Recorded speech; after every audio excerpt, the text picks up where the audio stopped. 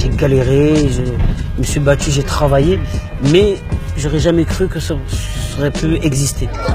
Comment ça va? Ça va bien? Donc j'espère que les jeunes qui vont écouter l'album ou qui vont mon parcours tout simplement, s'ils sont dans la merde aujourd'hui, ils sont en galère, ils se disent pas non mais c'est foutu, non. Tu nous emmènes au Balustre? Ah ouais, là je t'ai amené dans le deuxième quartier où j'ai grandi, là où on a fait le clip à la bière. Là tiens, plein dedans. J'avais amené tout mon groupe, il y avait plein de guests qui sont arrivés, on était tous là, tous les jeunes maintenant qui sont devenus grands. Chaque fois que je croise ici des gens, ils me disent « J'étais dans ton clip ». Bon, maintenant ils ont des enfants. Ici, on a fait plusieurs clips ici. Hein. Le premier clip qu'on a fait ici, je me rappelle, je venais de me réveiller, c'était avec, pour les gens qui connaissent ou qui se rappellent, c'était Jamel Mektoub. Boycott. Jamel Mektoub, boycott, voilà. Si on peut resituer un peu, du coup, ça t'a emménagé au Balustre après avoir quitté le Plan d'Arbre. C'est ça. À peu près à la période où on était en train de faire bloc party, ils ont commencé à détruire les bâtiments de mon quartier. Et c'était mon bâtiment le premier. Et nous, on est arrivés, on est venu habiter ici, juste ici. Ça s'appelle les Balustres. Et j'avais de la chance parce que le studio où on allait, pour Akhenaton, c'était juste en haut là. Ah yes. Donc moi, je montais à la Cosca et on terminait l'album des Psychiatres et à peu près... à cette période-là, l'album des Psychiatres est sorti. Ça t'a fait quoi là de revenir? T'as vu, tout le monde s'est direct mis autour de toi. Ici, j'étais au lycée, tu as vu quand tu as l'âge du lycée, je restais avec les grands de mon âge d'ici et on traçait en fait. On allait en ville, on allait traîner. Je venais graffer avec les mecs d'ici, on allait graffer ici. Ici, j'ai fait ma culture aussi musicale, soul. C'était ici vraiment qu'il s'est passé un peu une partie de mon étude hip-hopienne.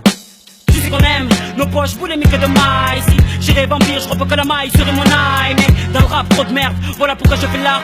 Me sers de mon arbre, avec Allah comme une icarbe. Je faisais que ça, je partais d'ici, très tôt, sac, casque, j'ai commencé à écrire mes textes, je descendais là, j'écrivais. Je crois le son des bandits même, je crois que je l'ai écrit juste derrière ce bâtiment. Ah yes. J'étais derrière, je me rappelle, je mettais tous les cris les SOS de Balavoine. Ouais. Je me calais comme ça à 3 h du matin. Écoute le son des bandits. Nous fais pas chier, type.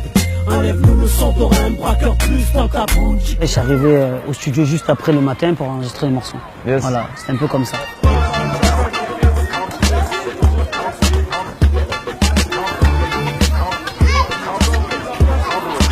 Et à l'époque, tu disais, je te le dis qu'à je vends plus qu'Eminem. Ah putain, on n'y est pas encore, hein. Là, t'es à presque 2 millions d'albums à l'offre de ton 6e album. Là. Moi, je me rappelle, je vous avais découvert sur un morceau qui s'appelle Les Mercenaires. Les Mercenaires posent leur coup d'état sur le MIC. Ah ouais, là t'es parti. C'est notre premier morceau sur un CD celui-là.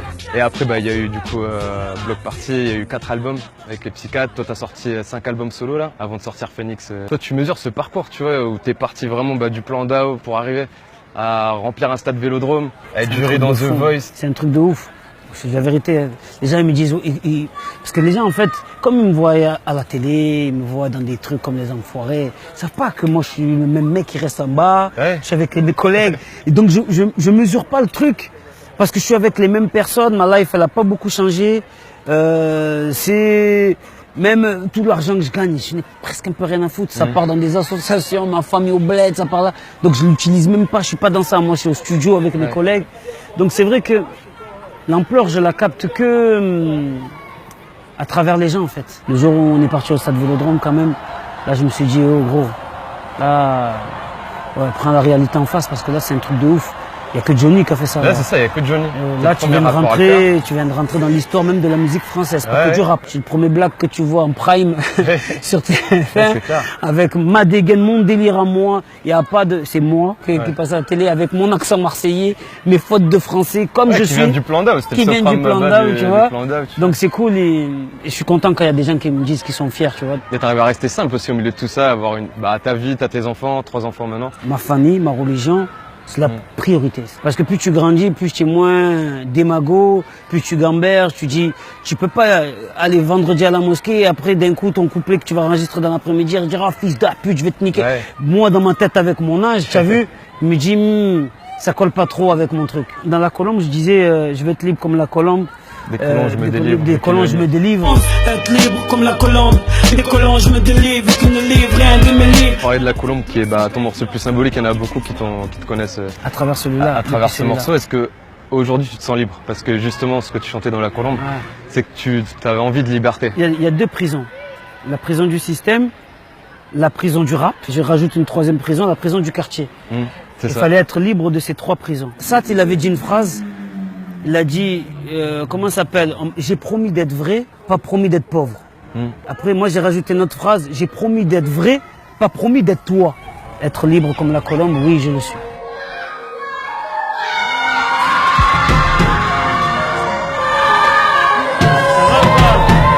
Ça va? Ça va bien? Déjà, ça fait du bien de voir venir dans le quartier.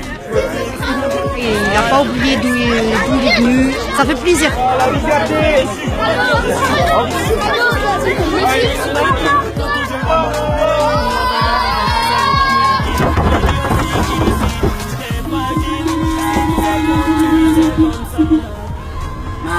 Tu t'es arrêté pour chaque personne, signer un autographe pour chacun. T'as passé 1h30 à signer des autographes. Sérieux, putain.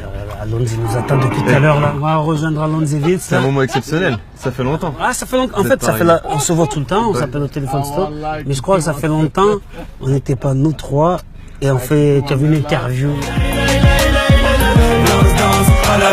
Et là, tu reviens donc avec un 6e album, Phoenix. Yes. Et le Phoenix, c'est à la fois le Phoenix qui renaît de ses cendres.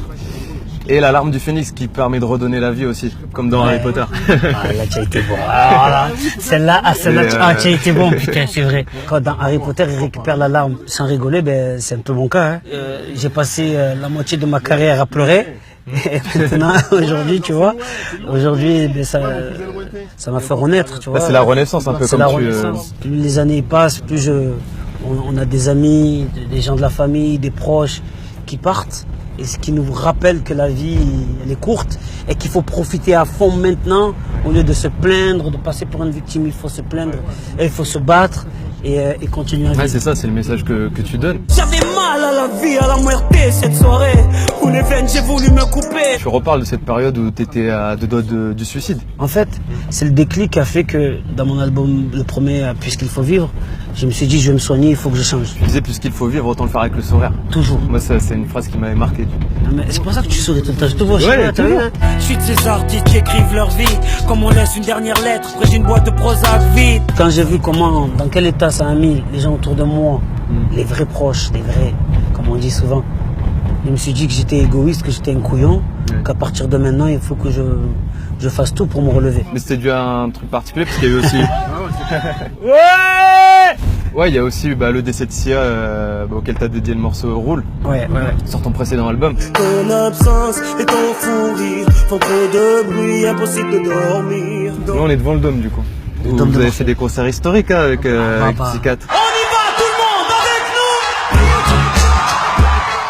nous! Alonso, il disait... Qui aurait cru un jour qu'un 3 Comoriens et un Marocain qui viennent du Kourioto et du Plangao seraient ici ce soir? Là, il y avait une ambiance Il incroyable. y avait une ambiance électrique et c'est vrai qu'on était là, on hallucinait parce qu'on se disait, de là où on est parti à arriver au Dôme, c'est un truc de fou. Ouais, bon, il y a deux cousins qui nous attendent là. Voilà, ils nous attendent depuis longtemps, ils vont commencer à flipper, on va aller les voir. En plus, on est à côté du Dôme, tu as vu? On est bon, on n'est pas bon.